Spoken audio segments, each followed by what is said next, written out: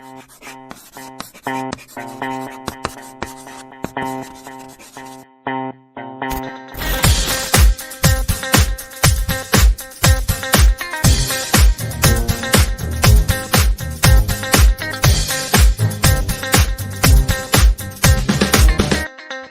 दोस्तों, जय हिंद। कैसे हैं आप सब मेरे बच्चों? आज की जो क्लास है वो कॉन्स्टिट्यूशन ऑफ इंडिया को आगे बढ़ाते हुए क्लास होगा।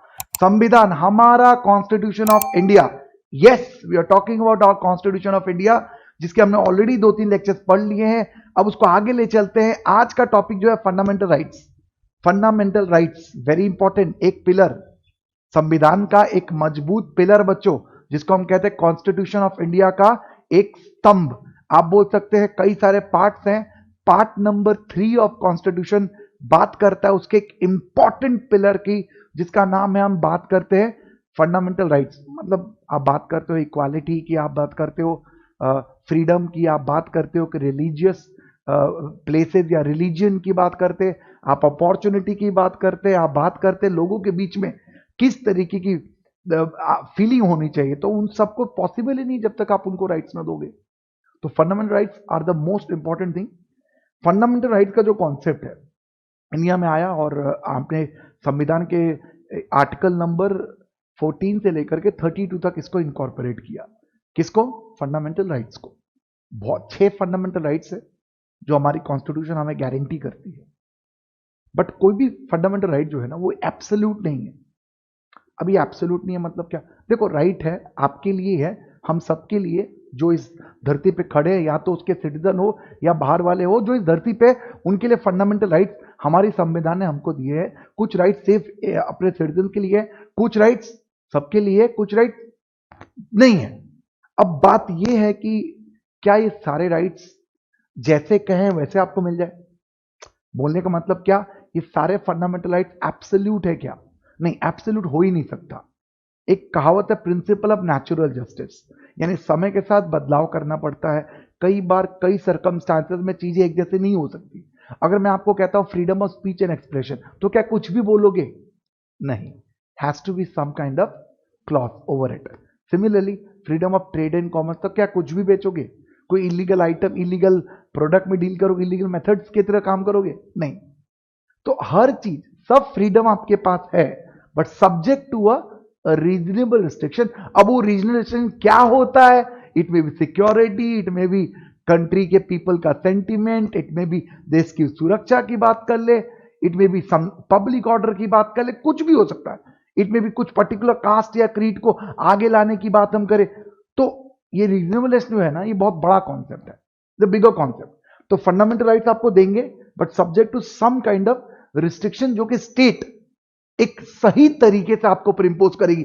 यानी जब वो रिस्ट्रिक्शन देगी ना, उसके पीछे वो फंडामेंटल राइट लेने की नीयत नहीं होगी उसकी, उल्टा उसको सही तरीके से आप तक पहुंचाने की बात होगी। तो थोड़ी सारी बातें मैंने आपके सामने रखी है। फंडामेंटल राइट्स आज का टॉपिक है। सारी फंडामेंटल तो नहीं पढ़ सकते, आज हम कोशिश करेंगे जो पहला फंडामेंटल राइट है, that is article number 14, right to equality, उसको डिटेल में पढ़े, उसके बारे में जाने थोड़ा। उसके जो 4-5 आर्टिकल्स हैं, जो राइट टू इक्वालिटी है, आर्टिकल 14 to 18, इसमें जितने पॉइंट्स है उसको थोड़ा ब्रीफ कर ले और 14 को पूरा पढ़े। राइट बच्चों? तो ध्यान से देखो, बड़ा प्यारा चीज है। देखो, संविधान में कई बार आपको ऐसी चीजें पढ़ने और देखने को मिलेगी जो कि हो सकता है कि एग्जाम में ना आए, बट क्या फर्क पड़ता है? मैं आपको एक प्रैक्टिकल बात बताता हूं। कॉन्स्टिट्यूशन तो ऐसे भी आपको पढ़ना है, क्योंकि तीनों स्टेज में आपको पढ़ना है। अभी आपको पढ़ना है, एग्जीक्यूटिव में आपको पढ़ना है, वापस प्रोफेशनल में भी कई जगह उसके रिलेटेड नॉर्म्स है जो आपको पढ़ना है। तो ऐसे भी exam point of view practically सोचे तो भी आपको अच्छे से पढ़ना चाहिए। इसके अलावा अगर आप बात करो तो आप सोचो अपनी लाइफ में, आप जिस देश में रहते हो, जिस देश के कानून को मानते हो, जिस देश के कानून के तहत आप बने हैं या काम कर रहे हैं, क्या आप उसके बारे में नहीं जानना है? जी हाँ, आपको जानना है। तो वो चीज जानने के लिए हमें देश का संविधान जानना बहुत जरूरी है। और वो संविधान पता करने के लिए संविधान के जो अलग अलग पार्ट्स हैं उसको जानना जरूरी है। तो पार्ट 3 फंडामेंटल राइट्स की बात करता है। फंडामेंटल राइट्स में आर्टिकल 14 से ले आर्टिकल 32 की बात की जाती है। आर्टिकल 14 आज हम जो डिस्कस करने वाले, that is right to equality. अभी इक्वालिटी एक बहुत बड़ा टर्मिनोलॉजी है। Equality before the law and equal protection of law. Equality before the law and equal protection of law. फिर से बोल रहा हूं, equality before the law and equal protection of law. याद रखो, इक्वालिटी का मतलब ये दो होता है। सिर्फ आप कह दो कि सब इक्वल है, आइस के देखो सब इक्वल्स हैं लॉ के नजरों में, करेक्ट, कोई डाउट नहीं है। बट इक्वल्स इक्वल हो सकते हैं क्या? अनइक्वल्स इक्वल हो सकते हैं? सोचिए या ध्यान से सोचिए। एक बंदा जो अपने हट्टा कट्टा एकदम दोनों पांव पे सही सलामत खड़ा हुआ बंदा, उसका आप रेस लगवा रहे हो उसके साथ जिसके टांगे नहीं है, उसके बाद कहते हो अरे देखो वो लड़का जीत गया, ये बंदा हार गया। प्रैक्टिकली सोचिए, क्या वो रेस सही है? इक्वल ट्रीटमेंट हुआ क्या? नहीं। क्लास 10 के बच्चों का पेपर क्लास 5 के बच्चों को दिया जाता है, आप भी सॉल्व करो, राइट? मार्क्स ऑब्वियसली डिफरेंस होंगे, कॉन्सेप्ट डिफरेंस होगा। फिर आप क्या बोलोगे? एक काम करते, क्लास 5 वाले को ही हम लोग 10th का पेपर भी देते, तू तैयारी कर ले भाई, तू तैयारी कर ले, कोई टेंशन नहीं। चलेगा? नहीं। आज मैं और आप दोनों बैठ के एक पेपर का एग्जाम दें, क्या वो सही होगा? क्या आपकी क्वालिफिकेशन, मेरी क्वालिफिकेशन, मेरी एक्सपीरियंस आपके एक्सपीरियंस को मैच किया जा सकता है? नहीं बच्चों। तो इक्वालिटी की बात होती है इक्वल ट्रीटमेंट। इक्वल ट्रीटमेंट करने के लिए सबको इक्वल बनाना पड़ता है। तो लॉ के नजर में आप प्रैक्टिकली देखो ना, आपने देखा हमारे जो हमारी जो जुडिशरी है वहां पे एक मूर्ति होती है, लॉ की मूर्ति, देखा आप लोगों ने? लॉ की मूर्ति की आंखों में हमेशा पट्टी बना होता है। क्यों बना होता पट्टी? कभी देखेंगे नहीं ना देखेंगे ना किस तरीके का डिफरेंशिएशन होगा। वो सिर्फ सबूतों को तराजू में रख के वजन करके आपको फैसला देंगे, राइट? That's equality. इक्वालिटी देना है, इक्वालिटी देना है और अनइक्वालिटी नहीं करना है। इनइक्वालिटी नहीं करनी, साथ में इक्वालिटी करनी है। यानी unequals can not be equals but equals must be equals. चलिए एग्जांपल लेते हैं, सलमान खान कोई क्राइम करे या हम और आप कोई क्राइम करें, कोर्ट तो वही होगा ना, जेल तो वही होगा ना, जुडिशरी तो वही होगी ना, वही कटघरा होगा ना जहां पे खड़ा होके वो सीता गीता के सर पे कसम हाथ रख के कसम खाएंगे कि मैं जो बोलूंगा सच बोलूंगा, सच के सिवा कुछ नहीं बोलूंगा। या उनके जो अकॉर्डिंगली जो बुक होती है, हमारे होली बुक होती है कोर्ट ऑफ लॉ में। या प्रैक्टिकली सोचिए, लॉ के नजरों में सब बराबर होते हैं और लॉ सबके लिए बराबर होता है। वही इंग्लिश का word equality before the law and equal protection of law. Law सबके लिए बराबर और लॉ के नजरों में सब बराबर। इन चीजों को आप समझना होगा आपको। तो कई बार लॉ को लोगों को क्लासिफाई करना पड़ता है, अलग अलग करना पड़ता है। आप खुद सोचिए, मैंने आपको एग्जांपल दिया ना। अब एक बंदा जो ट्राइबल इलाके में, ऐसे लोग जो ट्राइबल इलाके में गांव देहात में रहते हैं, और एक जो एकदम प्योर मॉडर्नाइज एकदम अर्बनाइज सोसाइटी में रहते हैं, क्या दोनों के सोच, दोनों के रहन सहन को कंपेयर किया जा सकता है? दोनों के मेडिकल से लेकर के सारी सुख सुविधाओं को कंपेयर किया जा सकता है? नहीं। तो उनको आगे लाना पड़ेगा। तो अगर उनके लिए हम रिजर्वेशंस कर रहे हैं, कुछ ऐसे लोग, इसमें बहुत बड़ा डिबेट है हमारे पूरे, खासकर हमारी यंग जनरेशन जो है, जहां रिजर्वेशन सुनती है कि भड़क जाती है, अरे सर क्या बात कर दी है, हमको तो रिजर्वेशन नहीं चाहिए, हम रिजर्वेशन विश्वास नहीं करते। अरे हम भी नहीं करते, बट जरा सोचो, जब देश आजाद हुआ था क्या हाल था हमारे देश का? क्या सब लोग एक जैसे थे? आज भी नहीं है भाई। कुछ ऐसी कम्युनिटी है, कुछ ऐसे कास्ट, कुछ ऐसे लोग, कुछ ऐसी जातियां जो पिछड़ गई इकोनॉमिकली एंड सोशली। आगे लाना होगा ना। जब आगे लाओगे नहीं तो किस तरीके से आप बात करते हो इक्वालिटी की? एक वो बच्चा जो बचपन से उसने सब कुछ पाया, जो मांगा उससे ज्यादा उसे मिला, एक बंदा जिसने उसके बारे में सुना भी नहीं। हम दोनों से एक्सपेक्ट करते हैं कि दोनों एक जैसे रहे, कैसे? ये तो दो आंखें हो गई ना, इक्वालिटी कहां हुई? इक्वालिटी करने के लिए जो पीछे वाला है ना, उसको आगे लाना पड़ेगा, तब यहां पे जाके इक्वल की बात होगी। समझ रहे हैं बात को? समझ रहे हैं ना? हम लॉ की बात कर रहे, कोई और इक्वालिटी की बात नहीं कर रहे। बहुत सारे बात, एक कौन से बहुत पॉजिटिव है। अब हमारे बहुत जगह वर्क प्लेस की बात करते हैं, तो बोला गया नहीं नहीं वहां पे बंदियां हमारी काम नहीं कर सकती, females are not welcome over there. क्यों भाई? तो यहां पे डिस्क्रिमिनेशन हो रहा था कि वही काम अगर एक फीमेल करती है, एक वुमन करती है, उसको पैसे कम मिलेंगे, अपॉर्चुनिटी कम मिलेंगी। ऑन दी कंट्री वही काम कोई मेल कर रहा है, उसको पैसे ज्यादा मिलेंगे। तो गलत था। यहां पे इक्वल ट्रीटमेंट नहीं हुआ। यहां पे लॉ ने या जो हमारा सिस्टम है या जो जुडिशरी है उसने गलत काम किया। तो उसको प्रोटेक्ट करने के लिए हमें वहां पे थोड़ा बदलाव करना पड़ेगा। क्यों? इक्वल आना ना। तो याद कीजिए इक्वल रेम्यूनरेशन एक्ट एक बहुत हिस्टोरिकल कानून, इक्वल रेम्यूनरेशन एक्ट फिर लाया गया कि जहां पे सेम काम सेम तरीके से चाहे वो मेल कर या फीमेल कर, there is no discrimination, you can't discriminate. Understand कर रहे? मैं फिर बोल रहा हूं, equals must be treated equal, but unequals, I am not saying unequals can not be equal. समझ रहे हैं आप लोग? इसको डिस्कस करना हमको। तो लॉ क्लासिफिकेशन करेगा, लॉ अलग करेगा, लोगों को बांटेगा, बट वो बांटवारा, वो जो बांटना होगा उसके पीछे रीजनेबल एक दिमाग होगा, एक थॉट प्रोसेस, एक लॉजिक होगी। हम उन्हें क्यों बांट रहे हैं? हम क्यों SC ST, जो मैं पर्टिकुलर नाम लेके बात कर रहा हूं, जो हमारे संविधान में लिखा हुआ, हमारे SC ST लोग जो हैं उनको हम लोग क्या कर रहे हैं? उनको अलग से रिजर्वेशन दे रहे हैं। क्यों दे रहे हैं हम लोग? तो they need it, they need it. जब डेवलपमेंट हुआ, जब देश आगे बढ़ रहा है, वो अभी भी आगे नहीं बढ़ पा रहे थे because of there they were left out in the process of development. तो आप जब इक्वालिटी की बात करोगे तो उनको आपको लाना पड़ेगा आगे।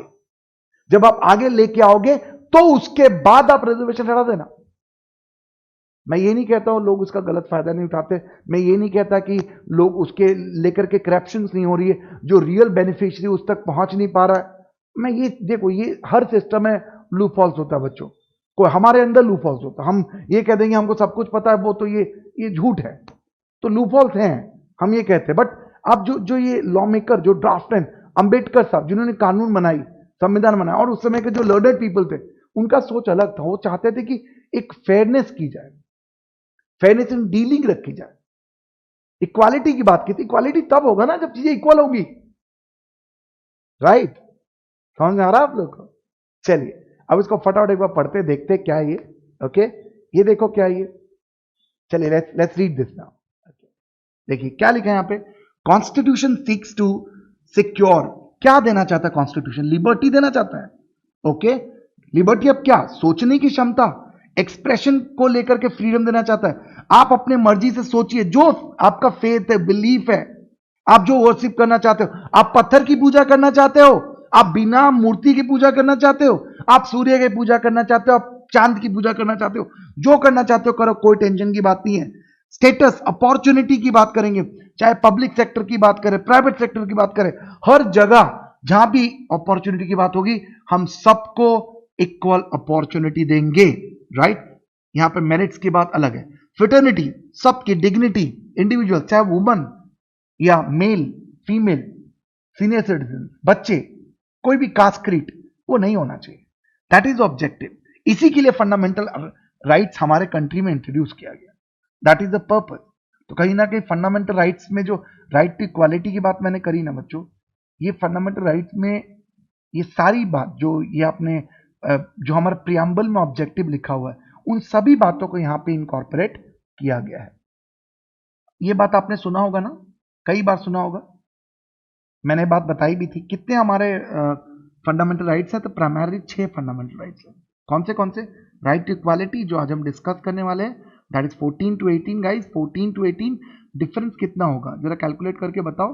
5। कैसे? 14, 15, 16, 17, 18। Then we got freedom of, right to freedom. Right to freedom कहां से कहां तक है? आर्टिकल 19 से लेकर के 22, यानी 4। उसके बाद आता है राइट अगेंस्ट। अच्छा, ये अगेंस्ट प्लीज रात को सोते समय बच्चे बी केयरफुल।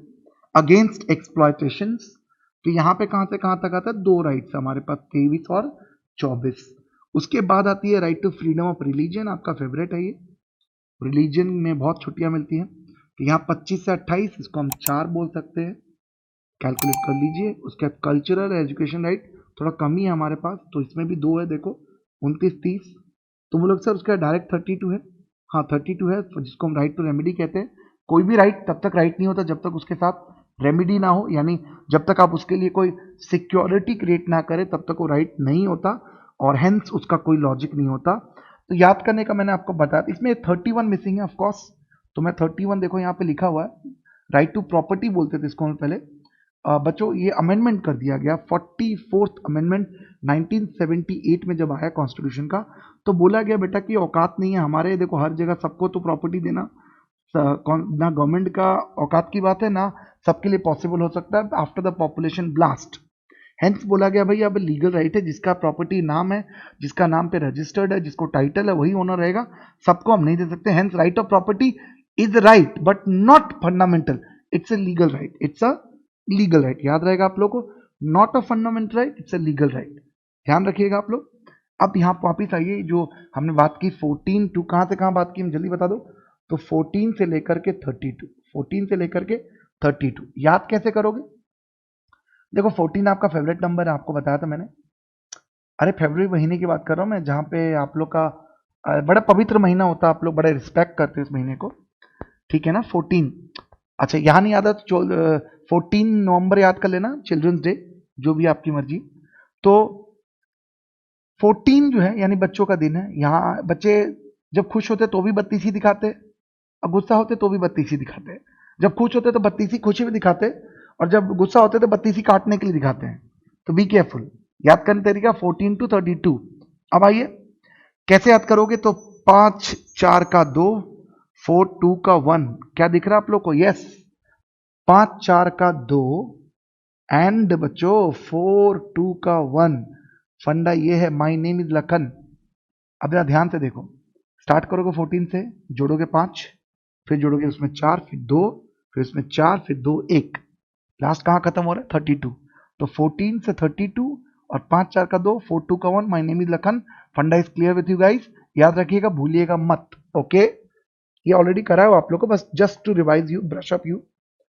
आगे ये बात हमने डिस्कस कर ली। जी हाँ, मैंने जो बात करी थी ना फंडामेंटल राइट्स के बारे में, फंडामेंटल राइट्स के मैंने बात करी थी।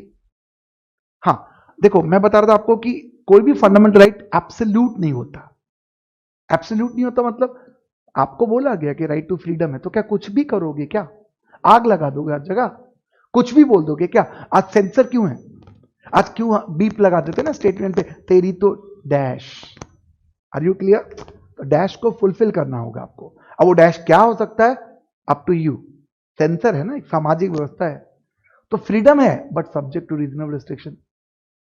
आप कुछ भी करो बट कोई भी फ्रीडम, कोई भी फंडामेंटल राइट्स आपको दिया गया, आपके लिए है ना, बट लॉ चाहे तो उस पर समय समय पे रीजनेबल रिस्ट्रिक्शन लगाती है। जैसे फॉर एग्जांपल ले लीजिए, right to assembly and right to talk is your fundamental rights, but on the contrary क्या आप सड़कें जाम कर दोगे? क्या हॉस्पिटल के सामने जाके क्योस करोगे? नहीं, फिर वहां पे क्या हो रहा है? आप फंडामेंटल राइट्स का गलत इस्तेमाल कर रहे हो, वो नहीं होना चाहिए। मेरी बात समझ रहे हो आप लोग? राइट टू फ्रीडम है, कहीं भी जाइए, घूमिए, रहिए, रिसाइड, सेटल हो जाइए, करेक्ट है, बट जहां कर्फ्यू लगा वहां भी जाएंगे? नहीं जा सकते ना। एलएसी क्रॉस कर लोगे, बेटा जाना मत, अभी चाइना देख लो क्या कर रहा है, समझ रहे हैं ना आप लोग? ये सारी बातें को एक लाइन में समझिए। केस है, बहुत पॉपुलर केस है, people's union for civil libraries versus union of India में साफ साफ बोला गया कि कोर्ट जो है आपको फ्रीडम देगा, लॉ जो है फ्रीडम देगा, फंडामेंटल राइट्स आपको अवेलेबल रहेंगे, but subject to reasonable restriction. जो रीजनल का मतलब ही क्या होता है? समय समय पे केस टू केस वो फंडामेंटल राइट्स खुद डिमांड कर रही है कि फ्रीडम दो बट रीजनेबल रिस्ट्रिक्शन दो। अब इक्वल अपॉर्चुनिटी की आपने बात की पब्लिक एम्प्लॉयमेंट में, बट जहां पे देखो हमको पहाड़ी इलाकों में एक फैक्ट्री लग रही है, गवर्नमेंट की ऑर्डिनेंस फैक्ट्री लग रही है, सपोज करो हम लोग उत्तराखंड में एक ऑर्डिनेंस फैक्ट्री लगा रहे, गवर्नमेंट ऑफ इंडिया लगा रहा है। अब वहां पे आपको नहीं लगता कि वहां के लोकल्स को जब पहले जॉब देना चाहिए? वो बेचारे पहाड़ उतर के तुम्हारे यहां पे काम करें, आप और हम कोई नहीं जाएंगे उस पहाड़ी इलाकों में रहने के लिए और काम करने के लिए, लेकिन वहां के लोग बेचारे यहां पे आए, तो उनको वहां रोकने के लिए कि बहुत ज्यादा शहरों पर प्रेशर ना हो, तो अगर वहां पे उनको लोकल प्रेफरेंस दिया जा रहा तो क्या खराब है? लोकल पे वोकल, देखो रीजनेबलनेस, लॉजिक है ना, लॉजिक। आपका कल्चर आप प्रिजर्व कर, इसको प्रोटेक्ट कीजिए, बट उस कल्चर को, अब जैसे हम बात करें दहेज प्रथा की, विधवा प्रथा की बात करें हम लोग, विधवा विवाह को पहले क्राइम माना जाता था, पहले जो बंदी होती थी उसका पति मारा तो उसके साथ वो चिता पे उसको भी जला देते थे। अब जरा सोचो, सती प्रथा, राजा राम मोहन राय ने कई सैकड़ों साल पहले उस प्रथा को बंद करवाया। तो आप बताइए, आपको नहीं लगता आपका कल्चर अच्छा है? आपका कल्चर, बट ये कल्चर तो कहीं ना कहीं क्लॉक के साथ आ रहा है, बलियां दी जाती, बलि दे दी जाती है, जी हाँ, जानवरों की, पता नहीं क्या क्या, क्या वो सही है? आप कल्चर मेंटेन को कौन मना कर रहे हैं यार? उसके साथ वो जो गलत हो रहा है, काउस को लेकर के भी लफड़ा हुआ, मॉब लिंचिंग की घटनाएं सुनने को मिलती है।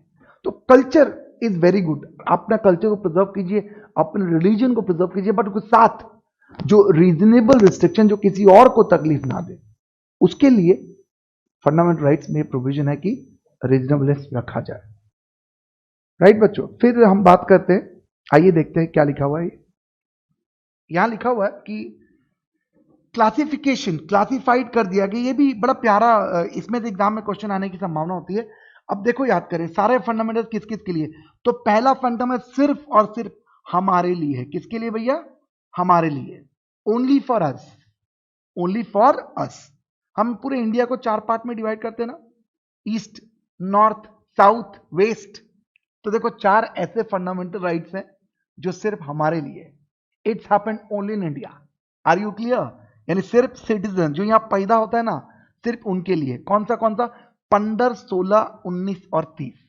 15, 16, 19 और 30। 15, 16, 19 और 30 याद करिए ना, 15, 16, 19 और 30। Are you clear? ये सिर्फ किसके लिए बाबू? सिर्फ only for, only happen in India, only for citizen. Citizen कौन होता है? जो यहां पे इंडिया में पैदा हुआ है, हमने ऑलरेडी सिटीजनशिप के बारे में जाना हुआ है, या वो है उसके पेरेंट्स इंडिया में है, या आप सिटीजन्स एक्ट के अंदर इंडियन सिटीजन बने हैं, आपके इंडियन पासपोर्ट है, फलाना ढिमका। ओके, अब थर्ड वाला देखो जरा, मजेदार है। ये गारंटी की जाती, अरे बाप रे बाप, ये ना सिर्फ फंडामेंटल राइट नहीं है बाबा, यहां तो आपको गारंटी दी जा, गारंटी मम्मी। 15, अच्छा पहले भी आपके पास ही था ना ये। 17, खतरा, 18 आपका favourite number, 20, wow, 24 are guarantee, are guarantee. Are you clear? ध्यान रखना, तो पहले 4, 15, 16, 19, 30 are guarantee to citizen of India only. यानी कोई गोरे को नहीं मिलेगा ये बेटा, कोई ब्राउनी, मिस्टर ब्राउनी अगर भारत में आएंगे तो उनको नहीं मिलेगा ये वाला right. Are you clear? But कुछ राइट्स ऐसे भी है जो गारंटीड है, दैट इज 15, 17, 18, 20 एंड 24। अब बाकी राइट जो है वो सबके लिए है। देखो ना, बाकी राइट जो है जैसे 14, 20, 21, 22, 23, 25, 27 and 28, this all for everyone, चाहे वो भारतीय हो या फॉरेनर हो, लेकिन अगर हमारे सॉइल पे वो खड़ा है तो उसे सारे राइट्स मिलेंगे। यस मेरे बच्चों, तो पहला थर्ड तो तुम गांठ मान के याद कर लो, सेकेंड वाला कॉमन है, दोनों के लिए अप्लाई करेंगे। ऑलराइट गाइस, तो पहला अगर थर्ड, फर्स्ट एंड ए और सी आपको याद है तो बी याद करने की जरूरत नहीं है, कॉमन सेंस है कि ऑब्वियसली कहां जाएगा वो, इसमें। अब कॉमन इसमें काट लेना, जो कॉमन है वो आपको निकाल लेने हैं। यस, चलिए अब आज के टॉपिक की बात करना शुरू कर देते हैं।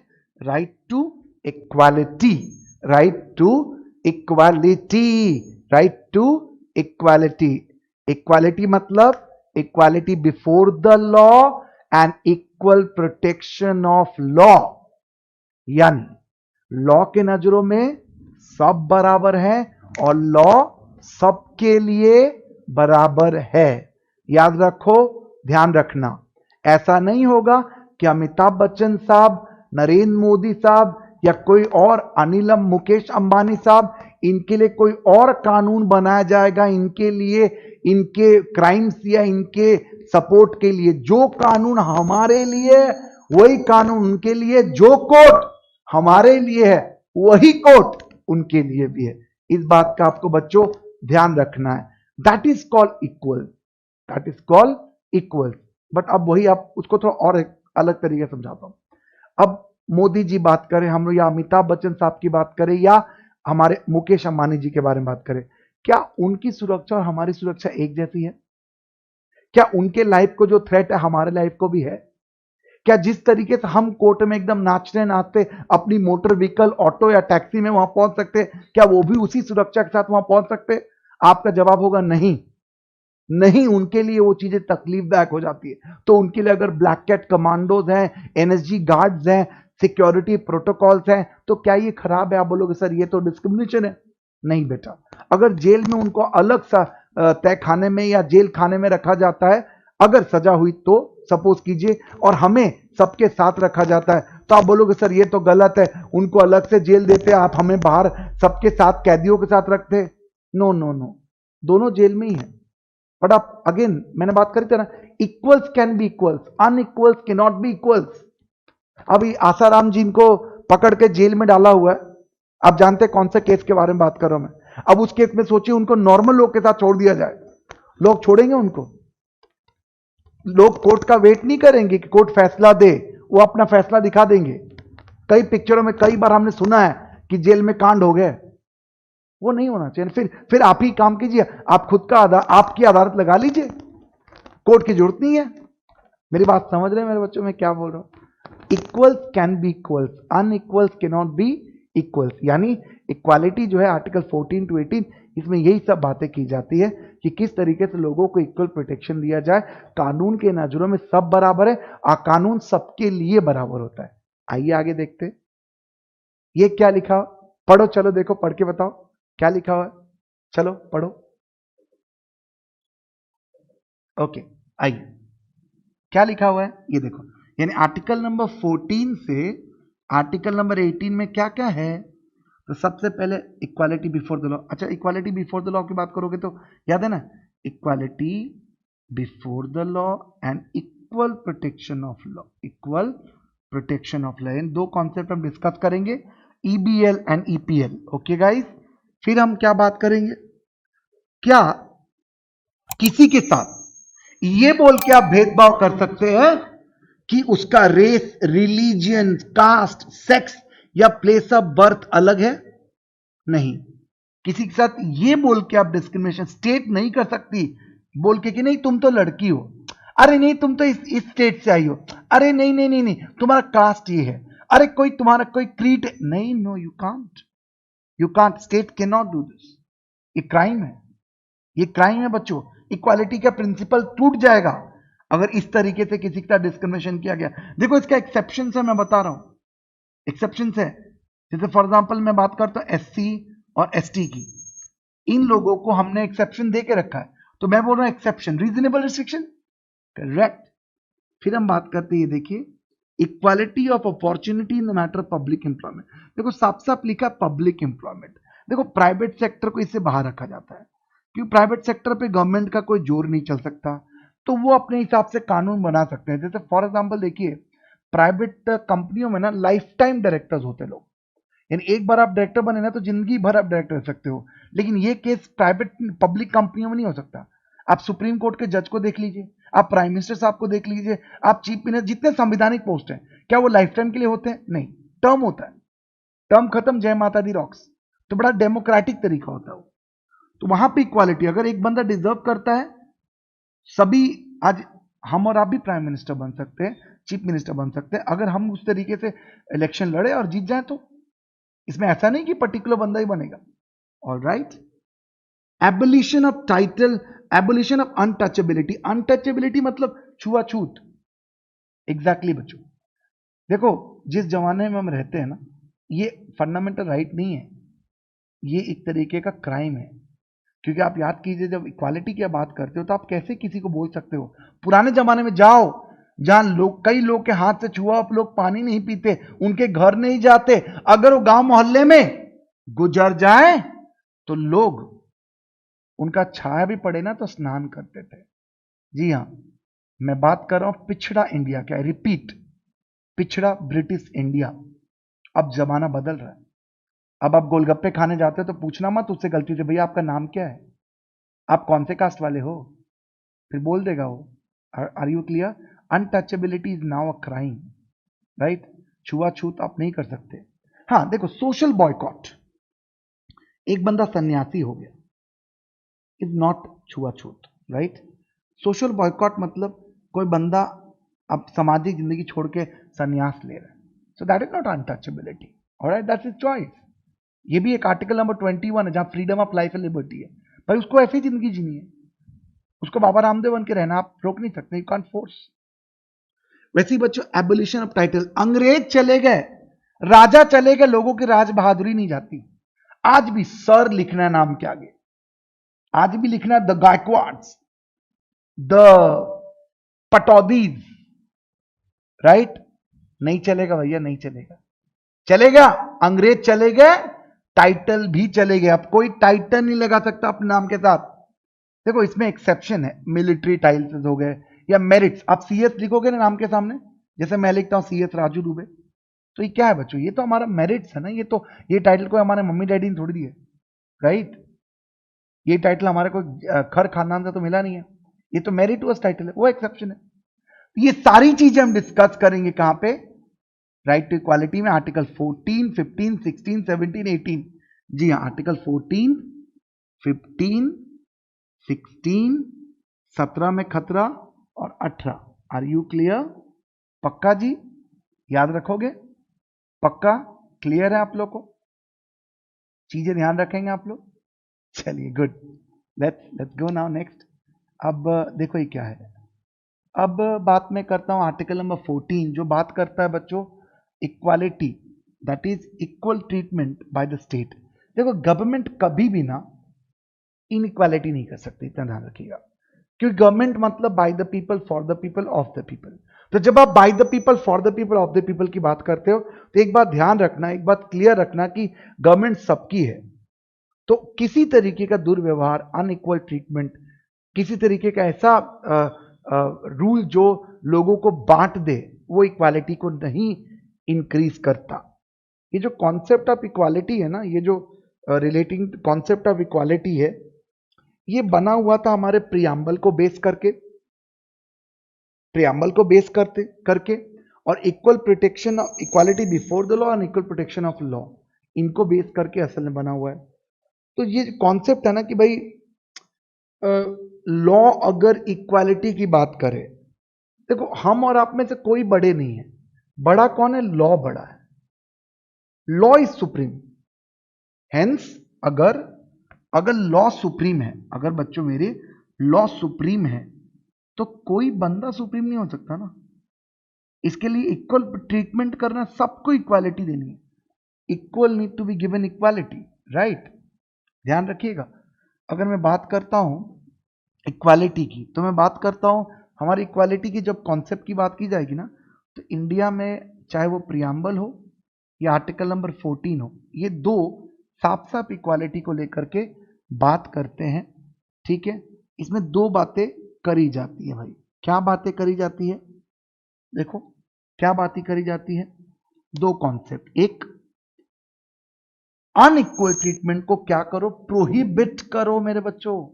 जी हां, प्रोहिबिट द अनइक्वल ट्रीटमेंट, याद रहेगा। And demand equal treatment. जरा देखो दो स्टेटमेंट जिसका ऑब्जेक्टिव एक ही है, एक बोलता है फेयरनेस की बात, एक बोलता है क्या बोलता है? फेयरनेस की बात। एक बोलता है कि नहीं, कुछ भी हो जाए अनइक्वल ट्रीटमेंट नहीं हो सकता। अगर कोई इक्वल है तो उसके साथ अनइक्वल ट्रीटमेंट नहीं हो सकता, और अगर किसी को इक्वालिटी नहीं मिल रही है तो उसको डिमांड करके उसकी इक्वालिटी मिलनी चाहिए। अब कोर्ट में जिसके पास वकील नहीं होता ना, उसके लिए कोर्ट वकील अपॉइंट करके देता है। ये क्या हुआ? ये इक्वालिटी बिफोर द लॉ हुआ, राइट? याद रखिएगा आप लोग को। अब जो ये कॉन्सेप्ट है ना बच्चों की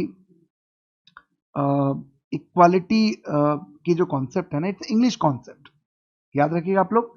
इक्वालिटी जो है is a English concept that is prohibit unequal treatment. This is English concept which talks about कि किसी भी बंदे के साथ अनइक्वालिटी नहीं हो सकती। सो यू नो, जबकि हम बात करते हैं equal treatment for all is a positive concept. So it is like, you can say it's an American concept, guys. It talks about that everyone should be treated equally, and this is a universal concept as well. Hence यहाँ पे क्या होता है, ये सब जगह चलेगा। ये कई बार क्या प्रोहिबिट करना बड़ा मुश्किल हो जाता है, बट ये कॉन्सेप्ट सब जगह एप्लीकेबल करना आसान रहता है बच्चे। इस बात को हमेशा आपको ध्यान रखना, ठीक हुआ? तो इनको नटसेल में क्या बोलोगे? Equals need to be equals, unequals cannot be equals, equals need to be equals, एक बंदा जिसकी इनकम 1 लाख रुपया है, दूसरा बंदा जिसकी इनकम 1 लाख रुपया है, तीसरा बंदा जिसका इनकम 10,000 रुपया है। अब मुझे बताओ क्या ये तीनों को हम इक्वल बोल सकते हैं? नहीं, ये दोनों को हम इक्वल बोल सकते हैं, इसको इक्वल नहीं बोल सकते। हेंस इन दोनों के साथ ट्रीटमेंट एक होगा, इनके साथ अलग होगा। Are you all clear? ठीक है ना? चलिए good.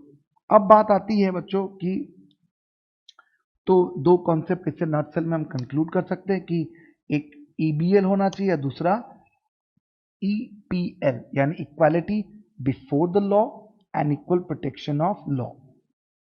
Equality before the law and equal protection of law मतलब अगर मैं बात करता हूं इक्वालिटी बिफोर द लॉ और इक्वल प्रोटेक्शन ऑफ लॉ, तो कुछ बातें आपको समझनी बहुत जरूरी है कि ये दोनों आखिर क्या होते हैं, क्योंकि इन्हीं दोनों कॉन्सेप्ट के बेस पर बच्चों पूरा आर्टिकल नंबर 14 बैठा हुआ है।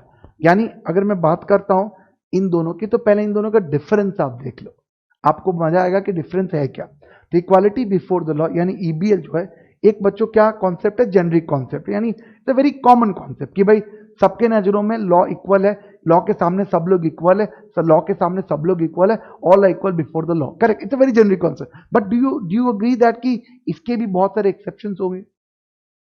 मैंने अभी बात करी माइनॉरिटी की, मैंने बात करी आप लोग के SC ST की, मैंने बात करी मान लीजिए स्कूल में इकोनॉमिकल बैकग्राउंड क्लास की। तो उनके साथ हम इक्वल ट्रीटमेंट कैसे करेंगे जब तक कि उनके साथ हम क्लासिफिकेशन ना करेंगे और अलग ना करें? तो इक्वालिटी बिफोर द लॉ वहां पे थोड़ा एक ब्रॉड कॉन्सेप्ट के रूप में देखा जाएगा कि उसके साथ हम रीजनेबली एक्सेप्शंस करेंगे। फिर सिमिलरली ये बच्चों जो कॉन्सेप्ट है equality before the law is kind of article number 14(1) में कवर है। आर्टिकल 14 राइट इक्वालिटी, आर्टिकल 14(1) में कवर है और ये आर्टिकल 14(2) में कवर है। ये जेनरिक कॉन्सेप्ट है, स्पेसिफिक है। अब equal protection of law, for example हम किसी बंदे की बात करते हैं, हम SC ST क्लास वाली बात करते हैं, तो SC ST की जब बात करते हैं तो हम सिर्फ इन्हीं की बात करें ना, जबकि ये सबके लिए बात करें including them, right? The bigger concept ये आर्टिकल 2 में दिया 14(2).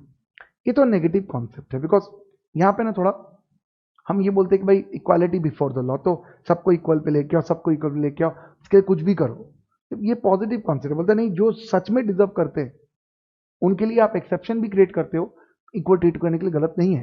जैसे कई वेलफेयर रिलेटेड एक्टिविटी, अब मान लीजिए बस में सीट है, अब बस में ट्रैवल कर रहे, अब बस में जा रहे, बस में सीट होती है अलग अलग, ट्रेन में होती है। अब वहां पे बहुत लोग चढ़े हैं, साथ में वुमेन्स भी है, फीमेल्स भी है, दे कैरिंग चिल्ड्रन विद देम। अब मेल लोग भाग भाग के दौड़ दौड़ के जाके सारे सीट पे बैठ गए, हमारी जो फीमेल्स है या वुमेन्स है वो खड़ी है, तकलीफ में है।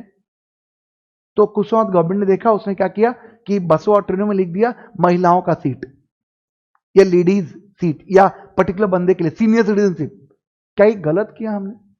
आप बोल दो सर ये तो इक्वालिटी नहीं है, तो डिस्क्रिमिनेशन है। भैया कहां डिस्क्रिमिनेशन है? ये तो वेलफेयर के लिए किया गया ना, क्योंकि वो आपके जैसे भाग भाग के कूद की तरह बंदरों की तरह जाके उछल के सीट नहीं कब्जा कर सकते ना, तो वहां पे इक्वालिटी करना बहुत जरूरी है। ट्रेनों में देखना अलग से लेडीज डब्बा होता है, बोलते उसमें नहीं जा सकते, मेल जा ही नहीं सकते। क्यों भैया? आप बॉम्बे में चले जाओ, लोकल्स में देख लो, मेट्रो में चले जाओ, क्यों? You know that it is not discrimination. But क्या वो सबके लिए? नहीं, जहां पे ऑलरेडी सब कुछ कंप्लीट है वहां पे नहीं करते वो लोग। सिंपल, ये वेलफेयर कॉन्सेप्ट है। वेज की बात कर ले हम लोग, ऑफिस एनवायरनमेंट की बात कर ले, स्कूल की बात कर ले, एजुकेशन की बात करें, जॉब्स की बात करें, तो जहां पे जो अनइक्वल थे उनको इक्वल करने के लिए हम ये कॉन्सेप्ट ऑफ कौन सा EPL, that is equal protection of law, का इस्तेमाल कर सकते हैं। तो दोनों का डिफरेंस समझिए बात को, negative concept, positive concept, article 14(1), 14(2), this is the very generic concept, it has everything into it, but when you talk specifically कि कहां पे ऐसा करना होगा, then we talk the concept of EPL, right? तो क्या क्या टेस्ट होगा आखिरकार? मैंने एक बात तो क्लियर होगी बच्चों की, अगर इक्वालिटी करनी है तो अलग करना पड़ेगा, यानी इक्वालिटी करनी है तो अलग करना पड़ेगा, इक्वालिटी करनी है तो अलग करना पड़ेगा। ये क्या सुनने को मिल रहा है? हाँ, अलग करना पड़ेगा, मतलब क्लासिफिकेशन करेंगे, क्योंकि देखो अगर सबको एक साथ भगाओगे तो पता कैसे चले किसको भागने आता है, किसको भागने नहीं आता। किसी का पाँव है, किसी का पाँव नहीं है, कोई दौड़ सकता है, किसी को कुछ और बीमारी है, यानी कुछ ना कुछ प्रॉब्लम है। तो हर बार आप ऐसा नहीं कर सकते, अलग करेंगे तो पता चलेगा। अब कोई बीमारू स्टेट है तो कोई एकदम तड़कता भड़कता एकदम डेवलप स्टेट है। अब गुजरात को जितनी फाइनेंशियल एड चाहिए, क्या उतनी ही फाइनेंशियल एड बिहार को चाहिए? नहीं भैया, बहुत डिफरेंस है एक और एक। समझ रहे बात को? अब वही एडुकेशन की बात करो तो हर समय जब तक आप अलग नहीं करोगे 5 उंगलियां बराबर नहीं होती। भले ये उंगलियां बराबर कर दी जाती है, बट ध्यान रखिएगा ये बराबर होती नहीं है बच्चों। वैसे ही बच्चों इक्वालिटी देनी है, but subject to certain things. What is that? Classification is allowed. एक केस भी है, रामकिशन डालमिया। जी हां, रामकिशन डालमिया वर्सेस जस्टिस तेंदुलकर। अरे वाह, क्रिकेट वाले नाम है। तो रामकिशन डालमिया वर्सेस जस्टिस तेंदुलकर के केस में सुप्रीम कोर्ट ने यह बताया कि गवर्नमेंट, स्टेट चाहे तो क्लासिफिकेशन कर सकती है और कोई प्रॉब्लम नहीं है। बिंदास करो क्लासिफिकेशन, अलग करो, बांटो। जी हां, बांटो। क्यों? सबको बराबर हक देना। नहीं तो क्या होगा? जो हक छीन के ले सकता वो तो ले लेगा, लेकिन जो हक छीन के नहीं ले सकता वो बेचारा भीड़ में पिछड़ जाएगा, तारे जमीन का बन जाएगा। ध्यान रहेगा इस बात को। आइए देखते हैं तो क्या है वो क्लासिफिकेशन का बेस क्या है, आखिरकार क्यों क्लासिफाई करें, क्यों बांटे हम, क्यों लोग को अलग करके पता करें हम लोग। तो 3 प्रिंसिपल्स, कई सारे केस लॉ, जजमेंट और कॉन्सेप्ट्स को इंक्लूड करके आखिरकार 3 कॉन्सेप्ट बनाया गया, जिसके बेस पे लोगों ने कहा कि अगर क्लासिफिकेशन करना भी पड़े for treating them equally, it is fine, it's valid, no problem. क्या है वो? देखो ना, सबसे पहला है आपका इंटेंजिबल डिफरेंशिया। क्या है इंटेंजिबल डिफरेंशिया? लॉजिक। जी हां, कोई लॉजिक तो होना चाहिए ना। There has to be some logic, there has to be some reason, there has to be some purpose. क्यों बांट रहे हो? जस्ट मजा, ऐसी मन, रात को कुछ काम नहीं लग रहा था, सोचा कि गुजरात के 2 हिस्से कर देते, एक साउथ गुजरात एक नॉर्थ गुजरात, 2 स्टेट बना देते। ऐसा थोड़ी होता। पर्पस याद कीजिएगा, यूपी टूटा, बिहार टूटा, उत्तराखंड बना, झारखंड बना। क्यों? नहीं हो पा रहा था मैनेज ठीक तरीके से।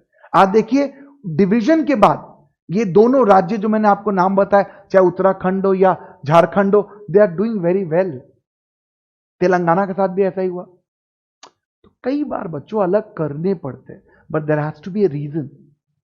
कई बार हमें हमारे माँ बाप हमको अपने दूर करते हैं, हॉस्टल्स भेज देते हैं, पढ़ाई करने के लिए किसी और स्टेट भेज देते हैं, हमारे बाकी भाई बहनों के साथ नहीं भेजते।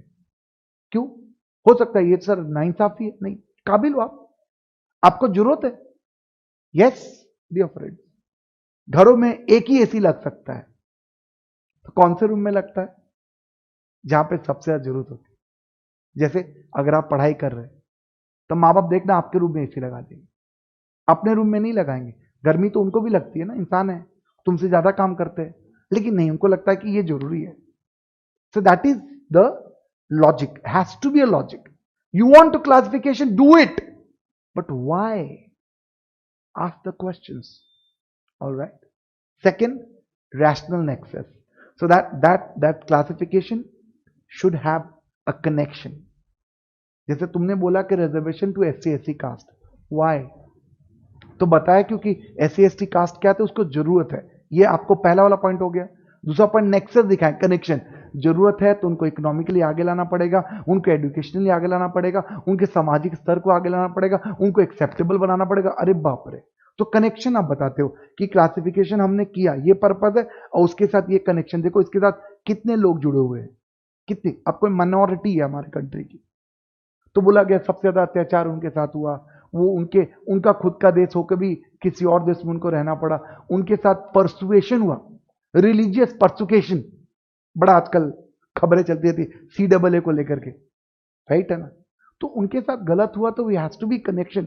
तो लॉ बन रहा हमारे कंट्री में उनको प्रोटेक्ट करने के लिए, तो लॉ के पीछे लॉजिक है प्लस कनेक्शन है, वो कनेक्शन होना चाहिए, तो ही वो चीज को क्या माना जाएगा, बेस माना जाएगा, वरना कोई मतलब नहीं है, राइट। अगर आपको भूख लगी है तो खाना बन रहा है, रीजन है, कनेक्शन है। चलिए, last principle of natural justice, ये तो मॉडर्न कॉन्सेप्ट है। Yes, Maneka Gandhi versus union of India के केस में ये डिसाइड किया गया था सुप्रीम कोर्ट के द्वारा कि ये जो इक्वालिटी है ना, ये कॉन्सेप्ट ऑफ इक्वालिटी जो है ना, ईबीएल और ईपीएल कॉन्सेप्ट हमने पढ़ा, इनको बड़े ही ब्रॉड और practical life point of view सोचना पड़ेगा। हर समय इनके साथ बदलाव किया जाएगा। खाली ये ध्यान रखना होगा कि स्टेट्स जो है, हमारी गवर्नमेंट जो है, वो किसी तरह के आर्बिटरी बिहेवियर ना करे, यानी एक ही तबके के लोगों को एक ही तरीके का क्लासिफिकेशन, एक ही तरीके की इक्वालिटी की बात ना करें। नहीं, खाली एक आइज लेकर के आप नहीं जी सकते। इन तीनों प्रिंसिपल को साथ में, नेचुरल जस्टिस का मतलब क्या होता है, कभी there has to be reasonableness, there has to be fairness in dealing. अगर आप ये तीनों स्टैब्लिश करते हो तो हम बोल सकते हैं yes, equal treatment for all, वरना नहीं। फिर से बोल रहा हूं मैं, ये तीन चीजों को अगर आप सेटिस्फाई करते हैं और उसके बाद आप क्लासिफाई भी करते हो लोगों को, उनके राइट्स को, ये बोल के कि that is what will go to give the equality, it's fine, but these three things need to be justified. तो क्या मैं ऐसा कुछ बातें कर सकता हूं आपके सामने? क्या बातें हैं? एक एक करके आइए पढ़ते हैं। यहां लिखा है इक्वल्स मस्ट बी इक्वल्स। ये लाइन मैंने चिल्ला चिल्ला के सैकड़ों बार बोल दिया। Equals must be equals, unequals can not be equals. याद रहेगा? सीधी बात है भाई, स्पेलिंग देख के पता कर लो। Classification is good but class legislation, ये क्लास लेजिस्लेशन सर क्या होता है? डिस्क्रिमिनेशन। यस मेरे बच्चों, डिस्क्रिमिनेशन वो नहीं होना चाहिए। आप बांटो बट भेदभाव मत करो। State cannot act, state action cannot be arbitrary, it should be reasonable. State action, हाँ, स्टेट जो है हमारी गवर्नमेंट जो, क्या वो एक तरफा फैसला करेगी? चाहे वो जाति विशेष हो, धर्म विशेष हो, लोग विशेष हो, स्टेट विशेष नहीं, तो फिर वो इक्वालिटी की बात नहीं है। हमारा कंट्री संविधान से चलता है। संविधान कहता है सबके पास सब कुछ अधिकार है, तो उसके लिए वो अधिकार देने के लिए, वो अधिकार उन तक पहुंचाने के लिए इस बात को समान तरीके से लोगों पे लागू करना पड़ेगा, राइट? दैट मीन्स स्टेट की दो आंखें नहीं हो सकती कि भाई कश्मीरी के लोगों के लिए कुछ और, गुजरात के लोगों के लिए कुछ और, बंगाल के लोगों के लिए कुछ और। No, there where the problem. अभी दिल्ली में क्या हुआ? बोला कि भाई कोविड-19 के चक्करों में हम तो सिर्फ दिल्ली वालों का इलाज करेंगे। ऐसा स्टेटमेंट आपने सुना होगा। वहां के चीफ मिनिस्टर साहब केजरीवाल जी ने कहा कि भाई ऐसा है कि भाई दिल्ली के लोगों का ही इलाज होना चाहिए। कहां पे? दिल्ली में। तो फिर वहां के जो, क्योंकि आप जानते हो दिल्ली क्या है, यूटी है, यूनियन टेरिटरी, वहां पे डुअल गवर्नमेंट चलती है। जी हाँ, ये भी आप सीखिए, यूनियन टेरिटरी में डुअल गवर्नमेंट चलती है। इन थोड़ा पावर्स सेंट्रल गवर्नमेंट के पास होता है लेफ्टिनेंट गवर्नर्स के रूप में, एंड थोड़ा पावर बच्चों जो वहां के लोकल इलेक्टेड गवर्नमेंट जो दिल्ली सरकार की है उनकी होती है। तो वहां पे गवर्नमेंट ने ये कहा कि भाई आप एक तरफ कहते हो इक्वल ट्रीटमेंट की, तो आप बोल रहे हो कि दिल्ली वालों का इलाज नहीं होगा। नहीं, ये तो गलत है ना। दिल्ली सिर्फ आपकी थोड़ी है, ये तो देश का राजधानी है ना। वहां पे सबकी कोई भी जाके इलाज कर सकता है। ये बात समझो। यहां पे क्या किया हमने? एक रैशनल एक्सेस किया। Will not allow states to look up arbitrarily. तो इन नटसेल क्या कह सकते हो? जल्दी बताओ। आर्टिकल 14 एंड इक्वालिटी के बारे में, इक्वालिटी होने के लिए तीन चीज चाहिए बच्चों। कौन से वो तीन चीज है? वो कौन से तीन चीज? जल्दी बता दो। That is intangible differentia, rational Nexus between that, cause and purpose, and last principle of natural justice. ये तीनों को अगर आप समाप्त करोगे तो ही आप कह पाओगे रियल में कि yes, there is a principle of natural justice और there is a concept of equality and which is actually there in our country. इसके बाद दोस्तों आर्टिकल 15, 16, 17 और 18 जो वन बाय वन करके डिस्कस करेंगे। हल्का सा ब्रीफ देता हूं, जैसे कि जब हम पढ़ेंगे तो आइडिया रहेगा। देखो, है इक्वालिटी के हिस्से बहुत इजी है। आर्टिकल 15 मैंने बताया किसी को रेस, रिलीजन, कास्ट, जी हाँ, किसी को रेस, रिलीजन, जी हाँ, किसी को जी हाँ, रेस, रिलीजन, कास्ट के बेस पे आप डिस्क्रिमिनेशन नहीं कर सकते। यस, किसी को आप रेस, रिलीजन, कास्ट, सेक्स या प्लेस ऑफ बर्थ के बेस पे कभी भी डिस्क्रिमिनेट नहीं कर सकते। आई मीन टू से, चाहे जॉब की अपॉर्चुनिटी हो या स्टेट में रहने की बात हो या एजुकेशनल इंस्टीट्यूशन में एडमिशन लेने की बात हो, खासकर I am talking about the public sector. You can't discriminate by saying that कि तुम वहां के हो, तुम वहां के हो, तुम वहां के हो। नहीं कर सकते, क्राइम में बेटा जेल जाओगे, राइट? ध्यान देगा। पब्लिक जॉब्स या अपॉर्चुनिटी जब आएंगी, चाहे वो केवड़िया कॉलोनी की बात हो या रेलवे की बात हो या हमारे कोई गवर्नमेंट ऑफ इंडिया सर्विस की बात हो, आप हर जगह देखना हर तरीके के लोग हर एक स्टेट में रहते हैं और काम कर सकते हैं, क्योंकि वो स्टेट यानी सबके लिए है। इसके बाद अनटचेबिलिटी वाली बात मैंने बताया कि अब वो जमाना खत्म हो गया है। Untouchability is a crime. अगर इस तरीके के प्रैक्टिसेस भी अगर आप करते हो, then that practice is nothing but a criminal activity, और उसके लिए आपके साथ सजा हो सकती है। समय के साथ इस बीमारी से आप निकलिए। अब छुआछूत इज नॉट अ कॉज। हाँ, वो बात अलग है कि अभी कोरोना में वो छुआछूत को वापस लाना चाहिए। मजाक कर रहा हूं मैं, बट आप प्रैक्टिकली सोच के देखो कि कोरोना में हम लोग क्या कर रहे हैं। बड़ा पहले झप्पिया शप्पिया पाते थे, है ना? भाई झप्पी पाले, अब झप्पी ना दूर पाले। Are you clear? पल्ले ना आना, हमारे जान बची रहेगी। Then we talk about the concept of title. No more raja maharaja, no more knights का title, no more Pataudis, no more Gaikwad, no more Maharana Pratap, Raja Pratap, Raja Singh, Thakur. No, not at all, because these all discriminate. Imagine करो आप class में बैठे हो, आपको रोल कॉल हो रहा है, एक का नाम है राहुल शर्मा, दूसरे का नाम है इति, तीसरे का नाम है जेलम तांबे एंड चौथे का नाम है द महाराजा गायकवाड़। आप तो बेचारे को देखते रह जाओगे, बोले ये कौन आ गया महाराणा प्रताप। डिस्क्रिमिनेशन नहीं कर सकते आप, यू कांट डिस्क्रिमिनेट। इसलिए बच्चों स्कूल में देखना यूनिफॉर्म पहनाया जाता है, चाहे अंबानी के आप बेटे हो या राजू दुबे के बच्चे हो या आप किसी के बच्चे हो, आपको एक ही स्कूल ड्रेस पहन के जाना पड़ता है। And that is the concept of equality, right? Langar में खाना खाने बैठते हो, तुम कोई भी हो भैया, वही नीचे बैठना पड़ेगा, हाथ में रोटी लेनी पड़ेगी। मंदिर जाते हो, आप अंबानी के बेटा हो, थोड़ी आप जूते पहन के अंदर जा सकते हैं। इक्वालिटी की बात है ना, राइट? वही स्कूल, वही एग्जाम, वही टीचर, वही एग्जामिनेशन, वही बोर्ड का रिजल्ट, वही कोर्ट, वही पुलिस स्टेशन, कोई भी कुछ भी करे, right? So that is all about guys, your fundamental rights का class regarding right to equality. फटाफट इसको पढ़िए, रिवाइज कीजिए। मजेदार चीज है बच्चों, इंटरेस्टिंग फैक्ट्स हैं, इनको जानिए, समझिए, अपने रियल लाइफ में इनको इंप्लीमेंट करने की कोशिश कीजिए। Thank you and God bless you.